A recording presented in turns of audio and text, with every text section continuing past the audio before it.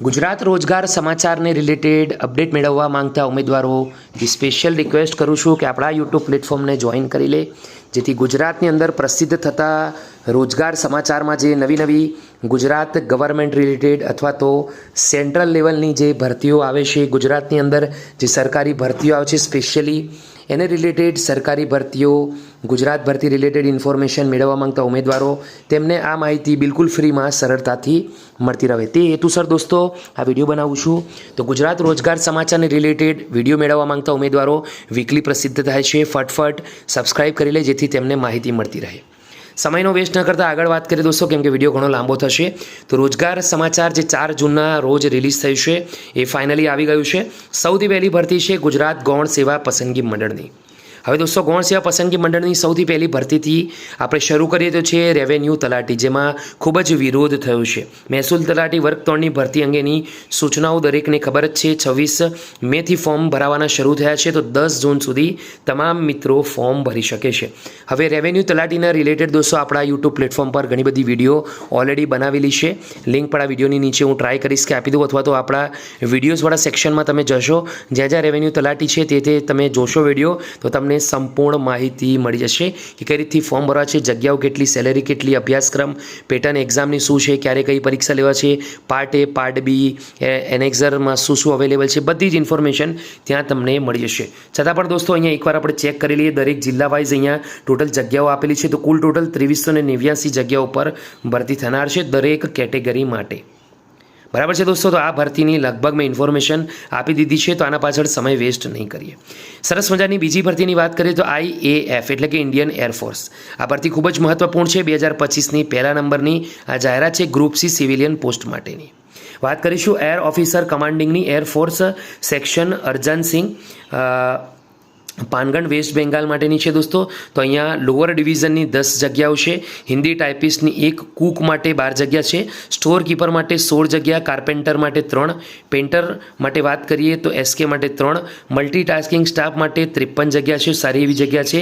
મેડ staff માટે 7 જગ્યા, લોન્ડ્રીમેન માટે 3, હાઉસકીપિંગ માટે HKS માટે 31 જગ્યા છે, વોલ્કેનાઇઝર માટે 1 જગ્યા છે, civilian mechanical transport driver ordinary grade માટે 8 જગ્યા છે. ટોટલ 148 જગ્યાઓ ઇન્ડિયન એરફોર્સમાં છે. લોઅર ડિવિઝન ક્લર્કની વાત કરીએ તો 1 જગ્યા પર સરસ મજાની ભરતી છે air officer commanding Air Force station Tezpur Assam માટે. વેસ્ટર્ન એર કમાન્ડની દોસ્તો વાત કરીએ તો અહીંયા હિન્દી ટાઈપિસ્ટની ટોટલ 1 જગ્યા છે.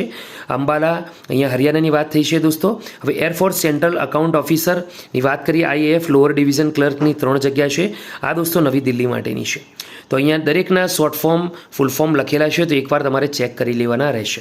પર્સન વિથ બેન્ચમાર્ક ડિસેબિલિટીની પણ અહીંયા વાત થઈ રહી છે, તે પણ ચેક કરી લેવા વિનંતી. એજ રિલેક્સેશનમાં વાત કરીએ 3 વર્ષનું કેન્ડિડેટ બિલોંગિંગ ટુ OBC, 5 વર્ષનું બિલોંગિંગ ટુ SC ST, 10 વર્ષનું candidate belong to physically handicap. Ex સર્વિસમેનને પણ 6 મંથની છૂટછાટ આપવામાં આવી છે. SC ST ઉમેદવારો છે અનરિઝર્વડ છે, એમને છૂટછાટ કોઈ પ્રકારની મળશે નહીં. આ ઉપરાંત દોસ્તો ડિપાર્ટમેન્ટ એમ્પ્લોય માટે 40 વર્ષ ઓપન કેટેગરી અને 45 વર્ષ SC ST માટે. હવે વાત કરી લઈએ દોસ્તો અહીંયા એજ્યુકેશન ક્વોલિફિકેશનની. લોઅર ડિવિઝન ક્લર્ક LDC માટે level 2 as per pay matrix 7 CPC અને ધોરણ 12 પાસ થવું જરૂરી છે. વાત કરીએ હિન્દી ટાઈપિસ્ટ માટે તો 12 પાસ જરૂરી છે. સ્ટોર કીપર માટે પણ 12 પાસ ખૂબ જરૂરી છે. સિવિલ મિકેનિકલ માટે અહીંયા મેટ્રિક્યુલેશન પાસ ખૂબ જરૂરી છે. કુક માટે અહીંયા મેટ્રિક્યુલેશન ધોરણ 10 પાસ જરૂરી છે. પેન્ટર માટે પણ 10 પાસ જરૂરી છે. કાર્પેન્ટર માટે 10 પાસ જરૂરી છે. દોસ્તો હાઉસ કીપિંગ સ્ટાફ માટે મેટ્રિક્યુલેશન પાસ એટલે કે 10 પાસ. લોન્ડ્રીમેન માટે પણ 10 પાસ છે. મેસ સ્ટાફની વાત કરીએ મેટ્રિક્યુલેશન જરૂરી છે. મલ્ટીટાસ્કિંગ સ્ટાફ માટે ધોરણ 10 પાસ જરૂરી છે દોસ્તો, અને વોલ્કેનાઇઝર માટે 10 પાસ ખૂબ જરૂરી છે. તો આશા રાખીશું દોસ્તો અહીંયા સુધીની ઇન્ફોર્મેશન તમને ખૂબ જ ગમી હશે એરફોર્સ માટેની આ જે ભરતી છે તે. હવે દોસ્તો આગળ વધીએ અહીંયા બીજી જે મહત્વપૂર્ણ અહીંયા જે ભરતી છે એના તરફ અને સમજીએ. તો national highway authority of India NHAI ની વાત કરીએ રિક્રુટમેન્ટ આવી છે ડેપ્યુટી મેનેજરની ટેકનિકલની 27 ઓપન કેટેગરી માટે, SC માટે 9, ST માટે 4, OBC માટે 13 જગ્યા, EWS માટે 4 અને PW માટે નીલ, એમ થઈને 60 જગ્યાઓ પર ભરતી છે. તો લાસ્ટ ડેટની વાત કરીએ 10 જૂન અહીંયા છેલ્લી છે, તો એકવાર જઈ ઓફિશિયલ વેબસાઇટ પર ચેક કરી લેવા વિનંતી. ઇરકોનની વાત કરીએ ઇન્ગોર ઇન્ટરનેશનલ લિમિટેડ, તો અહીંયા દોસ્તો recruitment post of executive civil discipline માટેની છે. તો અહીંયા સ્કેલની વાત કરીએ 30,000થી લઈને 1,20,000 plus allowance plus RPRADA total 15 જગ્યાઓ ઉપર અહીંયા ભરતી છે. ઓપન માટે 8, OBC 4, SC 1, ST 1, EWS માટે 1. ક્વોલિફિકેશનની વાત કરીએ તો full time graduate degree in civil engineering હોવું જોઈએ. મેક્સિમમ એજ લિમિટેશન અહીંયા 33 વર્ષનું રાખવામાં આવ્યું છે અને ટોટલ પોસ્ટ ક્વોલિફિકેશન એક્સપિરિયન્સ 2 વર્ષ રાખવામાં આવ્યું છે. તો રાજીવ ગાંધી યુનિવર્સિટી તરફ દોસ્તો આગળ વધીએ તો અહીંયા જે વેકેન્સી આવી છે ministry of education government of India તરફથી, તો રજિસ્ટ્રાર માટે લેવલ 14 પ્રમાણે ઓપન કેટેગરી માટે અહીંયા 1 જગ્યા છે, એજ લિમિટ 57 છે. ફાઇનાન્સ ઓફિસરની વાત કરીએ લેવલ 14 પ્રમાણે 1 જગ્યા ઓપન કેટેગરી માટે 57 જગ્યા છે. કંટ્રોલર ઓફ એક્ઝામિનેશન માટે અહીંયા લેવલ 14 પ્રમાણે 1 જગ્યા છે. સિસ્ટમ એનાલિસ્ટ માટે લેવલ 10 પ્રમાણે 1 જગ્યા છે, 40 છે એજ લિમિટેશન. સેક્શન ઓફિસર માટે લેવલ 7 પ્રમાણે ઓપન કેટેગરી માટે અહીંયા 1 જગ્યા છે, 35 એજ લિમિટેશન. છેલ્લી તારીખ 12 જૂન રહેશે, તો ઉમેદવારોએ તેની ખાસ નોંધ લેવા વિનંતી છે. યુપીએસસીની અંદર પણ દોસ્તો અહીંયા ભરતી છે, પરંતુ એના વિશે આપણે વાત કરીશું નહીં. અખિલ ભારતીય આયુર્વિજ્ઞાન સંસ્થાન નાગપુરની વાત કરીએ, All India Institute of Medical Science નાગપુરની, તો અહીંયા પણ સરસ મજાની મેડિકલ રિલેટેડ અહીંયા ભરતી છે. 16 જૂન એની છેલ્લી તારીખ છે, તો ઉમેદવારો એનું ખાસ ધ્યાન રાખીએ. અહીંયા પણ દોસ્તો તમે જે મેડિકલ રિલેટેડ છે અહીંયા ઓફિશિયલ જે ડાઉનલોડ કરવાની લિંક છે હું તમને આપી દઈશ, અહીંયાથી તમે ડાઉનલોડ પણ કરી શકશો. તો સરસ મજાની ભરતી છે દોસ્તો, અહીંયા તમે પોતાની રીતથી આગળ વધી શકો છો. હવે દોસ્તો આજે અહીંયા ભરતી આવી છે, અહીંયા ગુજરાતીમાં માહિતી લખવામાં આવી છે. અહીંયા ટ્રેસર ક્લાસ 3ની જે પંચાયત ગ્રામ ગૃહ નિર્માણ અને ગ્રામ વિકાસ વિભાગ જાહેરનામા ક્રમાંક પ્રમાણે પણ અહીંયા વેકેન્સી રાખવામાં આવી છે, એ પણ તમે ચેક કરી શકો છો. ખૂબ જ મહત્ત્વપૂર્ણ ભરતી માટેની અહીંયા અપડેટ આપવામાં આવી છે, તો એ માહિતી પણ તમે ચેક કરી શકો છો. ચલો દોસ્તો અહીંયા આગળ વધીએ અને સમજીએ.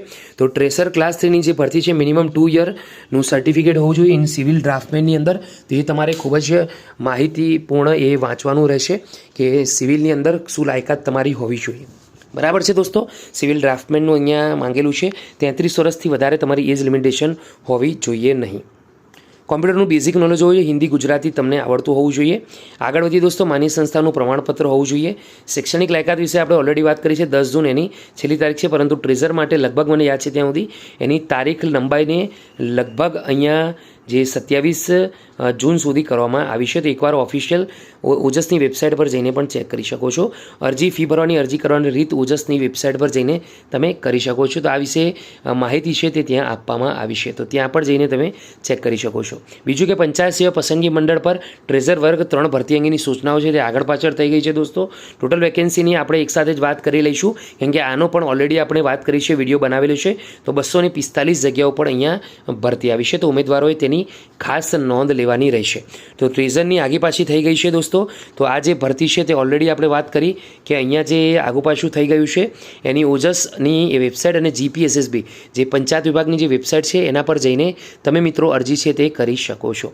તો મહત્ત્વપૂર્ણ ભરતીઓ વિશે આજની વિડીયોમાં આપણે વાત કરી છે. તમને આ વિડીયો ગમ્યો હોય અને રોજગાર સમાચાર રિલેટેડ જો માહિતી તમે દરરોજ મેળવવા માંગતા હોય તો આપણા યુટ્યુબ પ્લેટફોર્મને જોઈન કરી લેજો, જેથી મહત્ત્વપૂર્ણ અપડેટ તમને મળતી રહે. ફરીથી મળીશું દોસ્તો, ત્યાં સુધી ગુડ બાય, ટેક કેર, જય હિન્દ.